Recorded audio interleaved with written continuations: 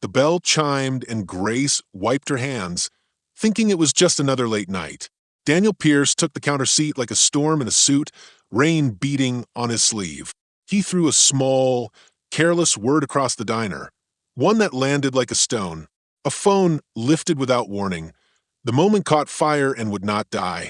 Rebecca smiled from the kitchen doorway, a quiet bargain folded into her hands. By dawn, a $3.5 billion deal trembled, and Grace had to choose between silence and truth. Before we go any further, if this is your first time watching one of our videos, we'd love for you to hit that subscribe button. Your support means the world to us, and it helps us bring you even more powerful stories. Stick with us till the very end. And if the story moves you, drop your thoughts in the comments and share it with a friend. Now let's begin. The night pressed close around the diner like a warm coat too tight at the neck. Rain had stopped an hour before, leaving the street in glassy reflections, neon signs, the red taillights of taxis, the slow pulse of a city that never quite went to sleep. Inside, the lamps above the counter made small islands of light. Coffee steamed in chipped porcelain cups. The clock above the soda machine ticked with a patient mechanical calm. Grace Carter moved through those islands with the careful rhythm of someone who had learned to take pain and fold it into motion. Her apron was salt-stained and frayed at the edge, the name tag curled from a dozen washes. When she wiped the table, she did it twice, once to clean, once to erase the places where people had left pieces of themselves, a lipstick mark, a dropped napkin, a half-read newspaper. Her hands were steady. They had to be. Steady hands could keep tips coming, could steady a child who woke from bad dreams, could press bandages to small wounds. Steady hands were a kind of armor. This is not a story that begins with fireworks. It begins with small, exact things. The stubborn buzz of the diner's fluorescent lights, the hiss of the grill, the soft clink of cutlery. Facts first. Grace had been working the late shift for 5 years. She knew which regular like black coffee and extra cream, which booth came with a radio that only played old love songs, and how to hide the tremor in her voice when a customer asked about her plans for the weekend. She had 2 jobs and not enough hours to pay both sets of bills. Listen to Grace if you want to know the feeling of being given one role and asked to play many. She could tell you how the furnace at home coughed every winter like an old man clearing his throat. She could tell you the name of every tree on the block outside her apartment because she walked past them every morning on the way to the bus. She could tell you, without thinking, how a silver coin her father had given her years ago fit warm in her palm, a small weight of luck she kept in the pocket of her jacket. She had nights when that coin felt heavy and nights when it felt almost like sunlight. It was late, the city thinned to a few ghosts. 2 booths were occupied. An older man who read his book with a hand twitching, and a young couple who spoke in low, frantic sentences. The television over the counter hummed the news in the corner of the room, words spilling about a boardroom deal, and a man named Daniel Pierce, whose face was everywhere. On the ticker in the lifestyle segment, in a polished interview clip where he smiled slowly and sure. Grace caught the word $1 billion and did not think of Daniel Pierce as a man. She thought of him as a distant drumbeat, important, loud, and impossible to touch. The impartial voice would record this plainly. Grace watched the news because that was who she was, a person who held the world's edges in small, tactile pieces and stitched them together into something that might hold for a while. She did not know how to read a balance sheet. She knew how to read faces. Tonight, the faces at her station were tired and grateful or angry and short, or hungry in ways that went beyond food. But there was tenderness, too, in the way she folded the linen napkins and slid a glass of water to the old man without his asking. The tenderness was not performance. It was a quiet, stubborn refusal to let the day finish in unkindness. When the young woman at the couple's table dropped her handkerchief, Grace stooped to pick it up and tucked it into her own apron, then returned it like a small, secret gift. It is easy to mistake a little care for weakness. They are not. They are, in small towns and backlit diners, the pulse that keeps people from losing each other. Around midnight, the kitchen fell into a softer rhythm. The fryer sighed and rested. The coffee pot hummed like a faithful animal.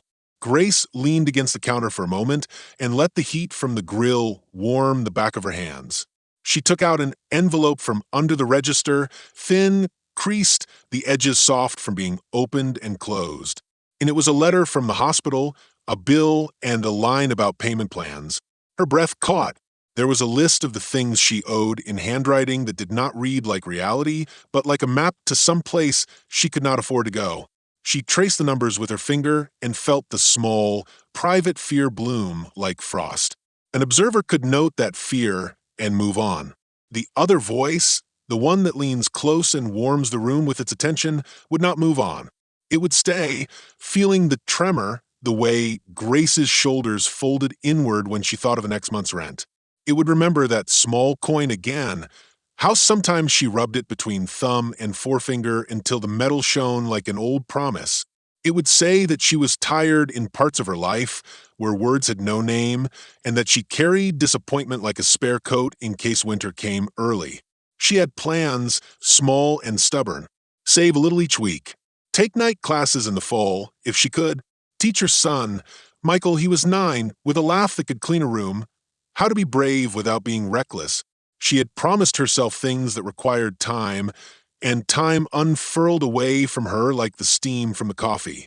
Each promise felt like the fragile architecture of a paper boat. Outside, a delivery truck rumbled past and set the street lamp shaking. Inside, Grace checked the cash box, smiled at the regulars as she passed, and folded her apron with careful fingers. There was a sense, almost a wind shifting, that something larger was moving beyond the walls of the diner, a thing made of suits and conference rooms and decisions that could change the hum of the city in one sentence. Tonight, that wind was only a distant rumor, and Grace held close the small facts she could manage, the coin, the letter, the names of the regulars. She held them like a map until morning. At the counter, she wiped a final ring from a saucer and, for a beat, let herself breathe. The night had been ordinary in the way that counts. It had been heavy with small kindnesses and small losses. It had been, in every important way, the beginning. The bell, above the diner's door, jangled like a small alarm. The rain had stopped, but the air still smelled of wet asphalt and fried onions. The impartial voice notes the time, 12:17 a.m., and the facts. A man in a dark suit stepped inside, rainwater beating on the cuff of his sleeve. He did not look like the other customers. He carried his own gravity. The television in the corner might have shown his face earlier. Daniel Pierce, the man whose name opened doors and closed entire markets. The city knew him by glass towers and steel smiles. Grace felt the shift in the room, the way you feel a train begin to move under your feet. People turned, not because they wanted to, but because a space rearranged around a new center of weight. The young couple paused mid-argument. The old man lowered his book. The waitress pouring coffee in the corner froze for breath. Grace was cleaning the counter, a towel in her hand, the heat from the grill warming her back. She did not know Daniel Pierce by sight. She knew men like him the way you know storms, approaching, loud and inevitable. She tucked a strand of hair behind her ear without looking up. The warm voice that stays close to feeling would tell you first what the impartial record misses. How Grace's chest tightened not at the suit, but at the small, private dread that sometimes arrived like a phone call from the bank. She had seen that kind of man before, men who measured time in minutes and people in dollars. The thought came, small and sharp, be careful. Keep your voice calm. Do your job. Protect your son. The coin in her pocket warmed against her thigh, as if to remind her that luck, like everything else, was partial. Daniel took the counter seat as if he had been assigned it. He asked for coffee, with a voice used to being obeyed. His assistant, a younger man named Mark, hovered with an unreadable face, glancing at a phone as if the room could be condensed into a calendar. Daniel's eyes flicked once across the diner and landed on Grace. She moved to take his order because that was her work. She smiled because she had been taught to, even when her inside said no. Late night? She asked, steady as water on glass. Yes, he said. His smile was precise. And make it quick. The impartial voice would say he complained about the toast, about the butter, about the coffee not being hot enough.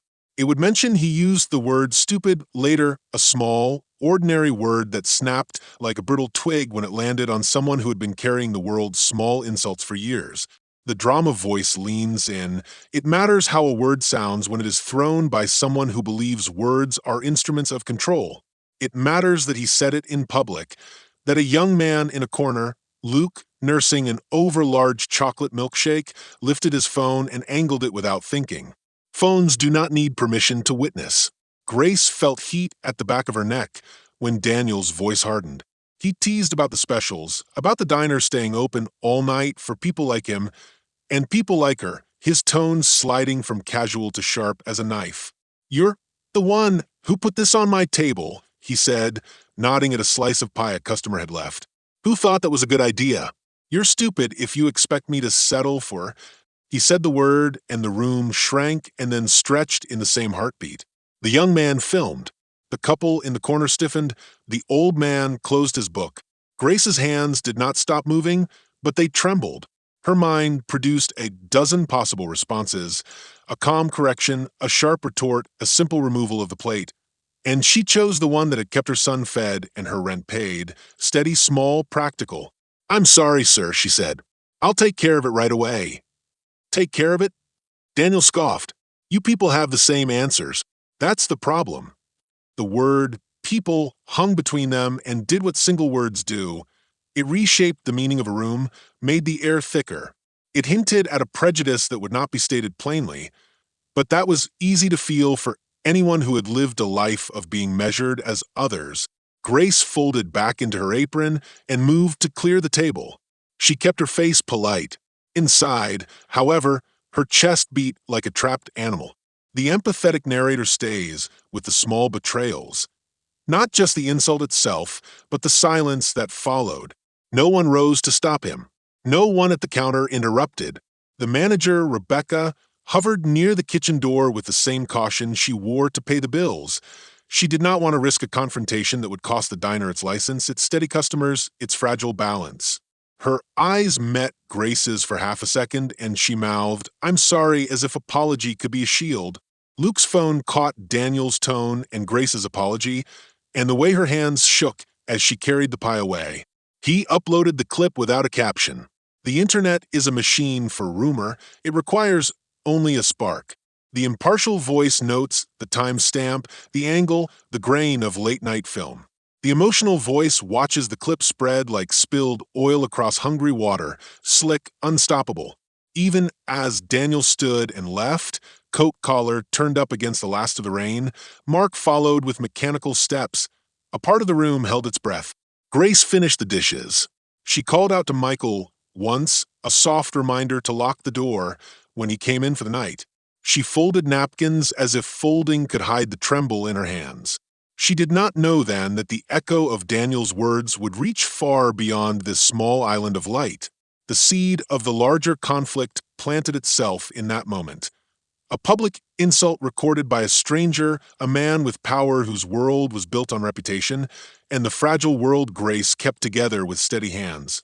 The foreshadowing was in the way Mark did not meet anyone's eyes, in the way Rebecca's shoulders tightened, in the unspoken calculus of everyone who decided, in a second, whether to act.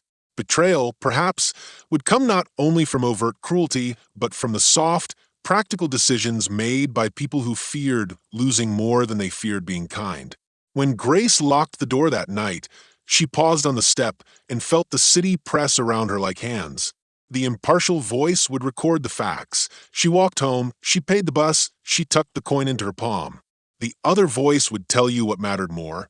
A small coin in an empty pocket, a recorded word in a glowing screen, and a life that had never needed to break into headlines, not until tonight. The days that followed were a study in small things stretched taut. The clip on Luke's phone moved through the internet the way a rumor moves through a small town. Quick, hungry, impossible to catch once it had started. The impartial voice would state the facts plainly. The video ran for 23 seconds, showed Daniel Pierce at the counter, and ended with his sharp word. It collected reactions. Outrage, disbelief, short condolences, lawyers' jokes. The emotional voice would stay with the people who felt it most, the ones in the lighted diner and the ones who did not yet know that the world was rearranging around them. At home, Grace sat at the kitchen table with Michael's math book open between them. The lamp painted the page soft and warm. Michael pushed his pencil in the way he always did when a problem felt hard, as if the pencil could bore a hole through worry. Grace watched him and felt both a swell of fierce love and a small, private panic at the bills stacked like flat gray birds on the counter. "You almost got it," she said, tracing the subtraction line with her finger. He gave her a smile that was more for her than for the math. "You worried too much, Mom." She let him say it. She wanted to believe it. The coin in her pocket felt like something she kept for emergencies and for stories, the kind of talisman that had no real power but kept hope in a neat place. Inside, she began making lists, take extra shifts, try the night class, ask Rebecca about a raise. Each list was its own small rebellion against the idea that her life had to be defined by things that were only measured in numbers. Rebecca, who managed the diner with a careful efficiency born of years of balancing payroll and compassion, watched Grace with the narrow, waiting look of someone who weighed risk in her head like an accountant weighs an invoice. She had her own pressures. The diner's landlord had raised the rent twice in as many years, and owners who owned nothing but their dreams tended to hold on harder when times got thin. Rebecca had grown up in a world where a fight could cost everything. She had learned the art of picking battles. To her, the viral clip was a splinter under many fingernails, dangerous, but also combustible with possibility. A protest outside could bring in new customers. A lawsuit could bring lawyers, subpoenas, headlines. She found herself torn between solidarity and survival, between the humane instinct to stand with Grace and the practical fear that a confrontation with someone like Daniel could close the diner's door forever. Daniel Pierce was a study in rehearse calm. In meetings, he smiled as if his smile were a currency exchange, converting charm into influence with a practiced ease. Yet the days after the clip showed a fissure, thin but persistent, beneath his composed surface. Investors asked for explanations. A rival company's PR team circulated old memos with careful malice. To Daniel, reputation was not a thing, it was his scaffolding. If it wavered, the buildings he had built in other people's names might tumble. He felt anger spike at himself for being caught unguarded in a small room with a pie slice and a waitress.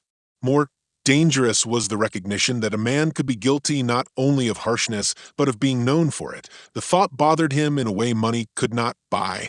Mark, his assistant, moved through the aftermath with a different calculation. Younger, hungry for recognition, he watched the clip's metrics like a trader watches a ticker. In public, he was polite, efficient. In private, he lingered on the comment sections, taking lessons in what the crowd rewarded.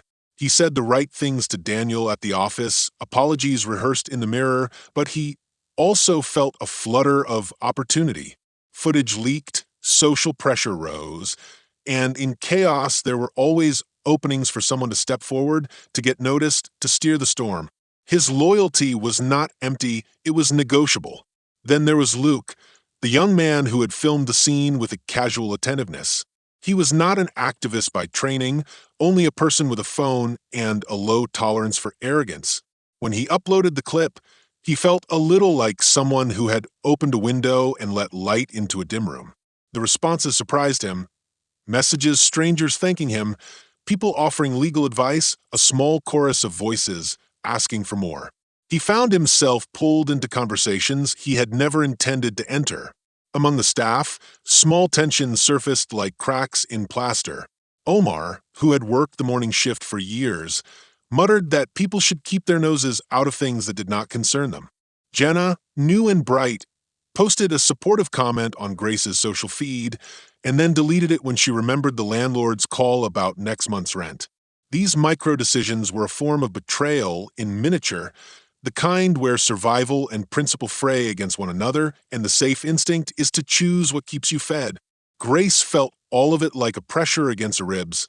She received messages on the diner's phone, offers of solidarity, an invitation to speak on a local radio station, and a stranger's promise of legal help.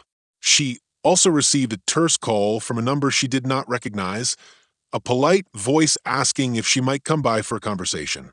The polite voice did not sound like a threat, but Towns had long memories and money moved in complicated ways. Her first instinct was to protect Michael. Her second was to listen for truth. "We can't let them define us," she told him the night the clip hit 1 million views. He hugged her and believed her for the sort of reasons children believe. That belief, like everything fragile, would be tested. The empathetic voice lingered on Grace's quiet bravery and how she read the room each day to decide who to trust. The impartial voice filed the facts. The clip had prompted outreach from a civil rights group, a PR email from Daniel's office offering an apology, and a lawyer's letter that had not yet been opened. Behind the facts lay a web of choices. Choices about speaking up or staying silent, about using the moment for justice or for personal gain. Each character began to pivot, to angle, to reveal a side that had been in shadow. In the small rooms where people sat and decided, motives shifted like weather. Some wanted to protect, some wanted to profit, some wanted only to be seen. The real drama threaded itself through private rooms and borrowed courage, through an offer that might be generosity or a silken snare, and through the knowledge that public moral storms change not only how people are seen, but how they see themselves. Grace found the envelope when she went to close the cash box. It was thick with a weight she did not expect, not coins but folded bills pressed flat and neat, like leaves someone had ironed in secret. For a moment she thought it must belong to Rebecca. Managers sometimes kept petty cash for change.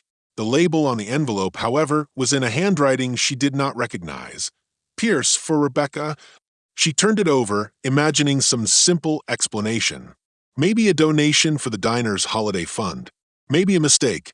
She opened it because curiosity had a way of catching a person like a cold. The bills were clean and new. Tucked between them was a small card with a logo she had seen on late-night news. Daniel Pierce's company crest. Under the logo, a typed line, "Confidential support in return for discretion." The words were bland and precise, and they hit her like cold water. The impartial voice would record the facts. Rebecca had been negotiating with landlords, had taken a loan once, and had been under pressure. The empathetic voice stayed with the moment Grace folded the card back into the bills and sat down on the stool as if she had been struck. She felt a tightness in her chest that was not simply panic about money. It was a loneliness, a scraped place where trust had been. Rebecca arrived through the kitchen door, wiping her hands on a towel, and saw Grace with the envelope. Her face changed in the second before she tried to fix it with a practiced smile. "Did you find something weird?" she asked, the question lightweight, but carrying weight like an anchor. Grace held up the card like evidence. Rebecca's hand still. She did not flinch in the way an innocent person would. Her breath hitched. For a moment, the diner thinned to just the two of them and the hum of the refrigerator.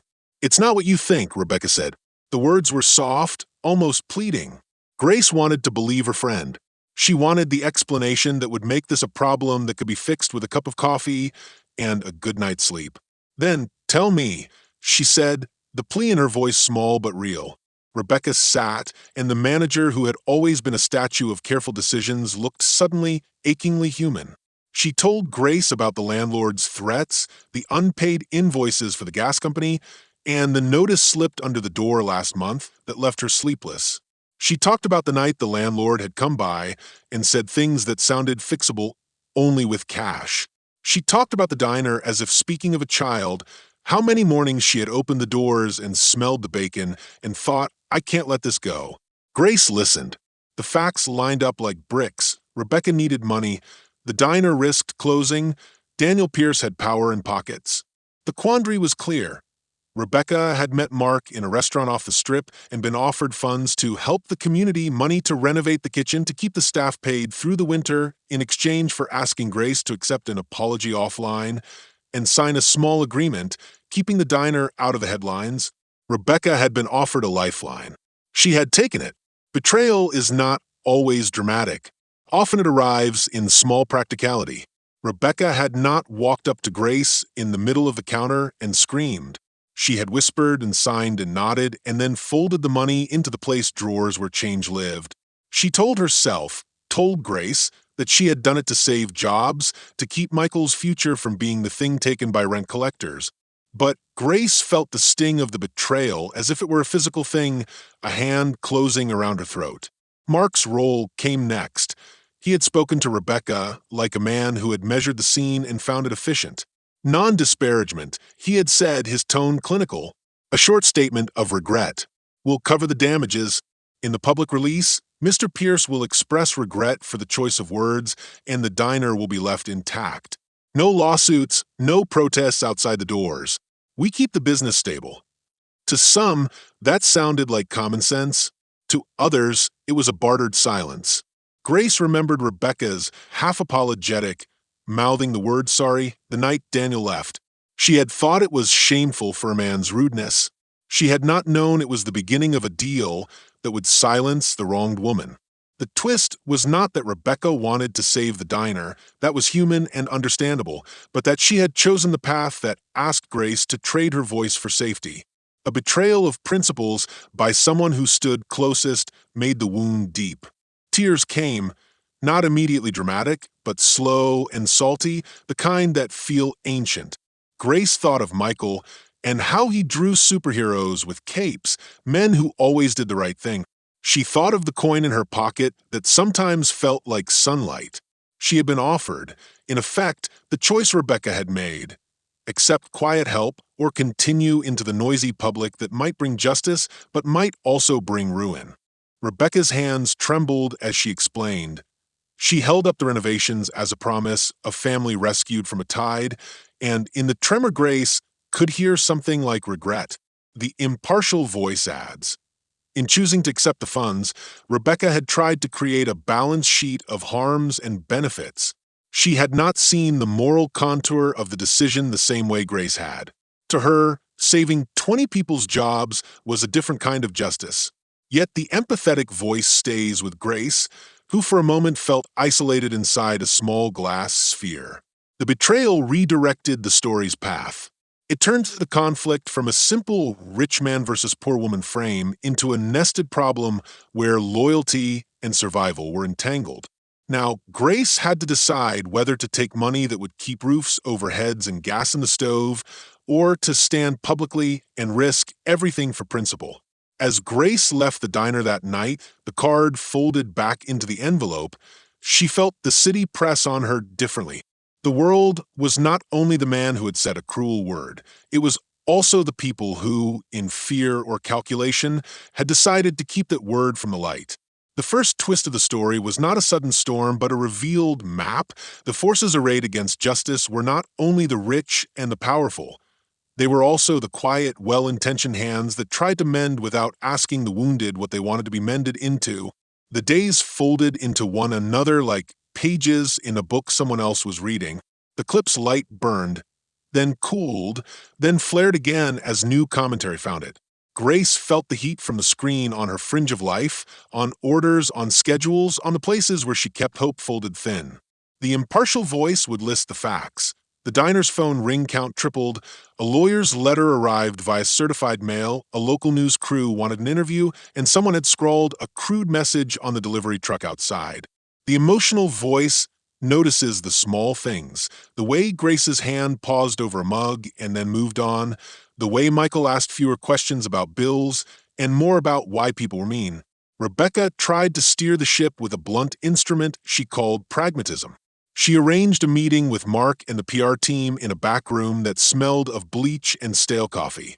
Rebecca's face was set the way someone sets a cast, firm, unwilling to show the brokenness beneath. She spoke in numbers, payroll, rent, vendor deadlines. If we settle, we keep doors open, she said. If we don't, we close. Her voice did not plead, it was calculated. Mark sat with his phone like a talisman. He spoke quietly, careful to make each word a coin dropped into a jar. Mr. Pierce will make a statement, he promised. He will offer compensation to the staff, renovations for the kitchen. We want to resolve this matter privately. It's better for everyone. The offered help sounded generous when it was framed in terms of equipment and checks. The cost, as Rebecca made clear in the space between words, was silence. Grace felt the offer as a physical thing, a hand extended with money, and a paper contract instead of warmth. She thought of Michael's school uniform, of the heater that coughed in winter, of the nights she worked double shifts until her feet ached. She thought, too, of the small coin in her pocket, and how sometimes the smallest objects are asked to hold the heaviest meanings. It was not only about dessert or coffee anymore.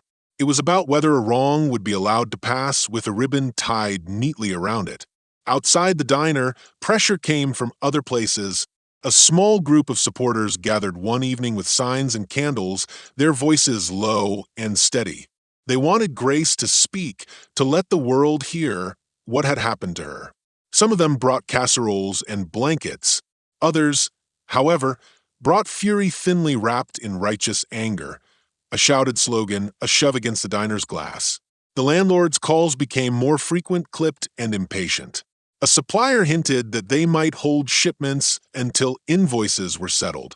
The world, which had seemed to wait patiently in its own orbit, leaned closer and asked for payment in ways that had nothing to do with justice. The internal dilemma pressed at Grace like tidewater. To accept Rebecca's deal would mean security for the people she loved and for the others who worked beside her. It would mean new ovens, paid wages, and the certainty of a roof over Michael's head. It would also mean a silence that felt like surrender. To refuse would mean standing with the crowd that wanted to see the powerful call to account, but it might also mean shuttered windows, pink slips, and seeing the faces of friends who had to find other work. She found herself measuring the costs of dignity in dollars, which was an indignity in itself. At night, she lay awake and listened to the apartment building settle. Michael slept with his hand tucked under his cheek, breathing like someone who believed the world could be kind. Grace watched him and felt the weight of choice press against her sternum. In the dark, the dual narrators softened and then sharpened. One voice cradled her fear, the other cataloged the consequences. One whispered, "Speak up and change it for others." The other said, "Keep the kitchen warm for those who depend on you." Complicating everything was the invisible choreography behind the scenes. Daniel's PR team crafted statements that read like careful arithmetic, regret multiplied by charity. His legal counsel framed the clip as a misunderstanding, a misheard word, a late-night exhaustion. In private, Daniel moved as if on a tightrope. He offered comfort to investors and cold calculation aides. Reputation matters, he told Mark once, but the more important thing is that we control the frame. Control, it seemed, was the tool they wielded most skillfully.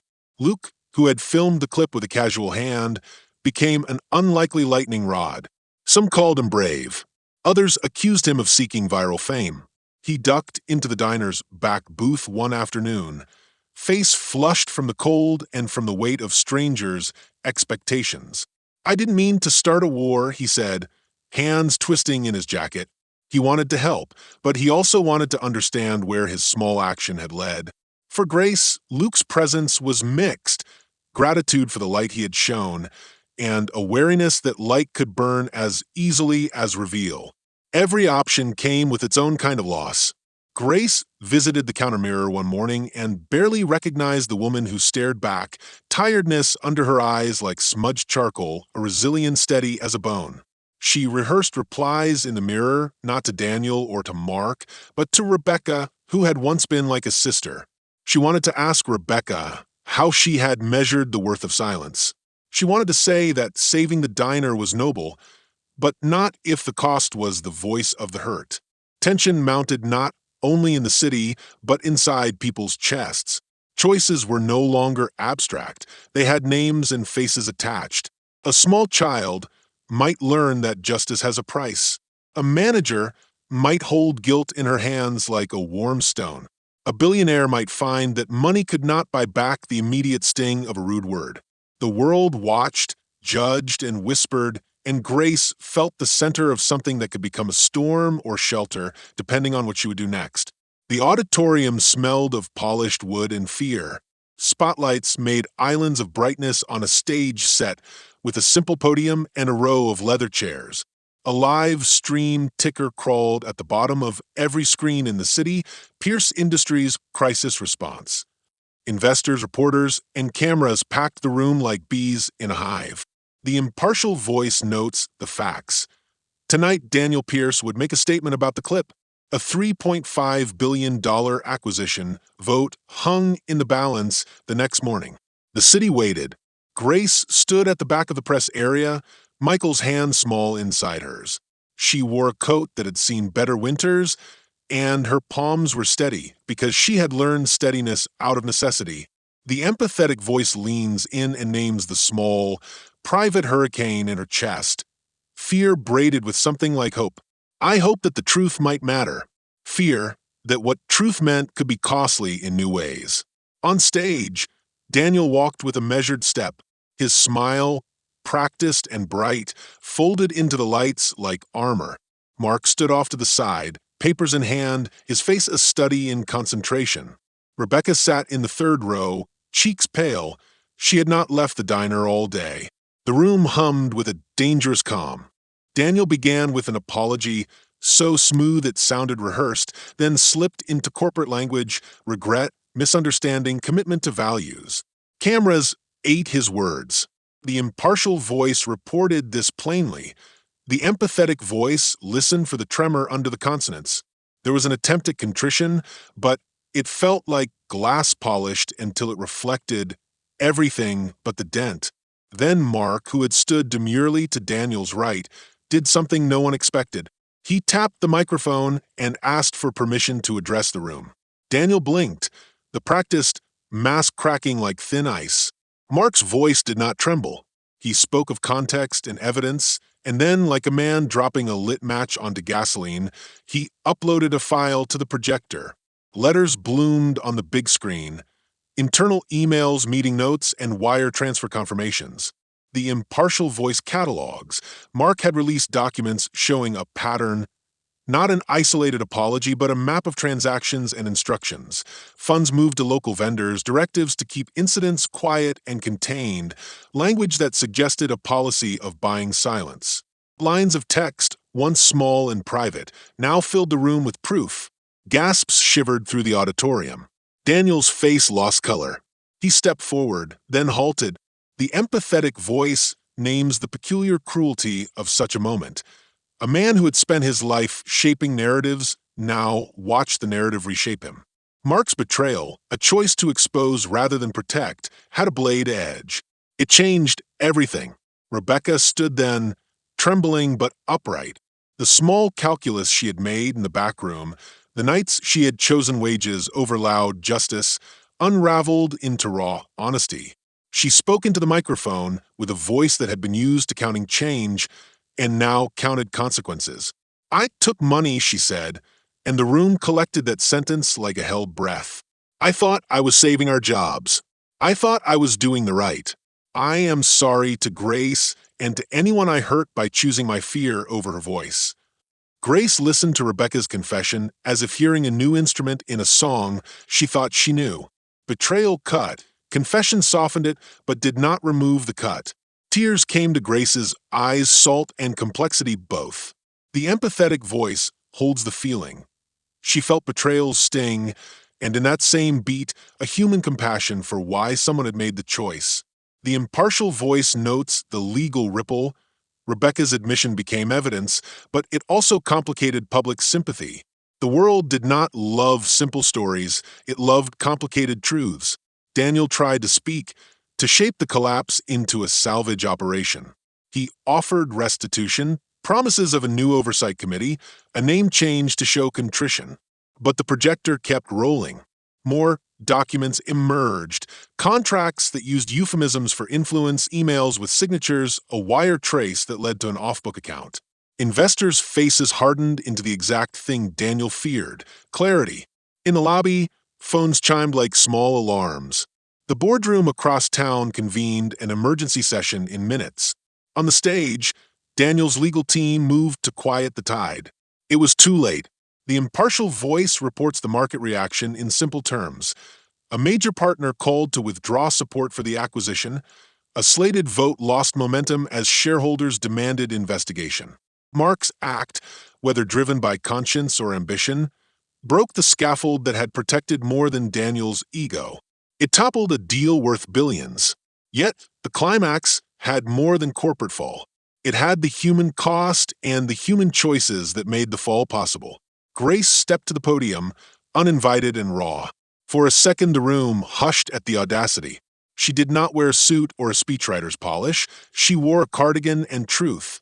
She spoke with a voice that was steady because it had to be for Michael, who stood just behind her in the crowd. She told them what it felt like to have a word thrown at you late at night, the sting, the thousand small ways it echoed. She told them about mornings counting bills and nights folding napkins until her fingers hurt. She said Rebecca had helped keep the doors open, and she said Rebecca had been wrong, and she forgave her, not as weakness, but as an act of seeing the world in its full, ugly shape. Her words were neither righteous nor performative. They were human. The cameras found faces in the crowd, workers, supporters, a few who had once stood in silence. The emotional voice lingers on Michael's small hand gripping hers, the way a child anchors his mother. The impartial voice notes that the stream registered millions of viewers that night. Social feeds filled with the clip, then the emails, then Rebecca's confession, then Grace's speech. The story had bent back on itself and come to rest in a public square. By dawn, the consequences settled like dust. Daniel stepped down from a post he had worn like a crown as the board announced an inquiry. The acquisition vote was postponed. Market analysts penciled red into forecasts. Mark's motives were debated, whistleblower or traitor, but his documents remained. Rebecca faced legal and social scrutiny, but the diner stayed open for now, its ovens humming with a new kind of light. Grace and Michael returned to the small apartment with an odd peace. The future was uncertain, but they had carved a space where truth had some purchase. The dual narrator closes the scene with two breaths. The impartial voice lists outcomes. Inquiries, a stalled deal, statements of regret, and a small business still serving coffee. The empathetic voice holds the ache and the small miracles. A mother and son with hands joined, a manager who confessed and began to make amends, a city that watched how power could be both defended and dismantled. The climax settled not as a tidy justice, but as a complicated reckoning, leaving open the slow work of repair. The diner smelled the way it always did on busy mornings, coffee sharp as a bell, toast buttered and warm, the little metallic tang of steam. Repairs had been made, new tiles near the stove where the old ones were cracked, a brighter light over the counter, an oven with a door that closed without sticking. Money had done that practical work. So had people. Repair in this story was not a single heroic act, but the slow, careful labor of many hands. Grace stood behind the counter as the morning rush eased and watched. She moved with the same steady rhythm she had always used to hold a room together. Her heart felt lighter and heavier at once. The impartial voice records what happened next plainly. Rebecca returned to a normal pattern, though she kept her head down and answered fewer casual questions. Mark left the company amid debate and news cycles. Some called him a hero, others a betrayer. Daniel faced a formal inquiry, stepped down from a post, and issued statements that tried to explain things that felt too large for explanation. The acquisition stalled. The diner stayed open. The empathetic voice tells a different truth. The windows of the diner reflected not only faces, but also the small, private reckonings that continued after the cameras left. Grace found herself forgiving Rebecca, but not forgetting. Forgiveness for her was an act like setting a pot on the stove. Deliberate, warming, needing attention. It did not erase the nights Rebecca had chosen quiet over voice. It changed the shape of how Grace carried that hurt. Rebecca cleaned tables like everyone else and donated small parts of her own savings to a fund for the staff. She volunteered for nights of training on worker rights and practiced saying, "I was wrong," until the words did not sound foreign in her mouth.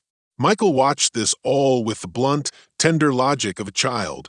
He learned that people could be both kind and mistaken. He learned that truth could be messy and that sometimes adults did things because they were afraid. He asked his mother a simple question one evening as they wiped down their small kitchen table. "Mom, Did you want them to help you? Grace looked at the pencil marks on his homework and felt the weight of both answers. I wanted to keep us safe, she said. I wanted to be heard. She showed him then how those two things could be true at the same time. The diner became a place where conversation changed. Customers who had once taken the paper, without looking, now stayed a minute longer. People brought articles or a question, and sometimes a casserole. Luke came in often, face still flushed with that first fire, and he sat with a cup of coffee and a notebook, sketching ideas for community projects. Omar, who had grumbled early on, found himself teaching a night class on food safety to a group of new hires, pride steady in his voice. Jenna, who had deleted a supportive comment in fear, now posted without hesitation. Small acts of courage collected like change in a jar. Grace's reckoning was quieter but deeper. She kept the small coin in her pocket, worn bright now from being touched like a charm. She also began, slowly, to speak in front of groups, not for headlines, but in civic halls and school basements where the stakes were smaller and the work more direct. She talked about what it meant to be seen and invisible at the same time, about how the cheapness of certain words could be a tax paid in the lives of others. People listened because her voice carried weight backed by lived truth. Yet, the moral questions did not vanish. At night, when the city settled and the diner's last cup was washed and put away, Grace would sit with a careful sort of stillness and think of Rebecca's hands and Mark's files and Daniel's small, brittle apology. She thought about whether systems that can be bought quietly should be rebuilt rather than repaired. Was it enough that the diner had new ovens if the project's root problems, the ways power moves quietly to silence people, remained? The impartial voice would list reforms, an employee trust fund, a new local ordinance discussion, a company investigation. The empathetic voice asked the harder, quieter question. Had anything fundamental changed inside people? Grace found that answer in the small things. When a new employee arrived and trembled taking orders for the first time, Grace stood close and showed how to steady a coffee pot without looking like she was teaching a stranger. She taught them the dignity of exact work. When Rebecca lent a hand without being asked and then looked at Grace with honest eyes, Grace nodded and accepted. The acceptance was not absolution in a grand sense. It was a choice to move forward with human beings who are, by necessity, flawed. Months later, the diner hosted a small meeting. Neighbors and workers and a few city council members sat at the long table where the pie used to be left, and they talked about safeguards, transparency, support for workers who felt wronged, a small fund to prevent landlords from dictating moral choices by threat.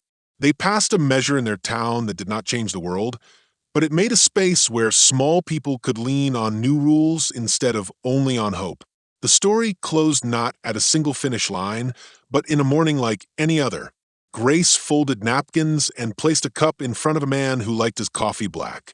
Michael laughed at something in his milk and knocked over a straw, and Grace chased it with a warm, easy smile. The cameras were gone. The city, with its large and small injustices, kept moving. The dual narrator draws a last breath.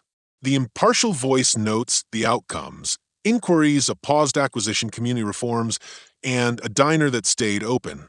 The empathetic voice holds the human, the way Grace kept her voice and found ways to use it that nourished rather than simply shouted. The moral did not land like a single verdict. It landed like the smell of coffee, familiar, bitter, and honest. In the end, Grace carried both a new stove and the memory of how hard it was to insist on truth.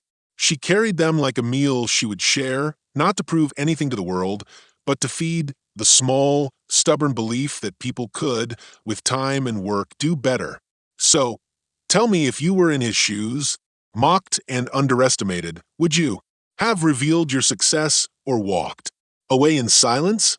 Drop your thoughts in the comments and don't forget to subscribe for more stories that flip the script on arrogance.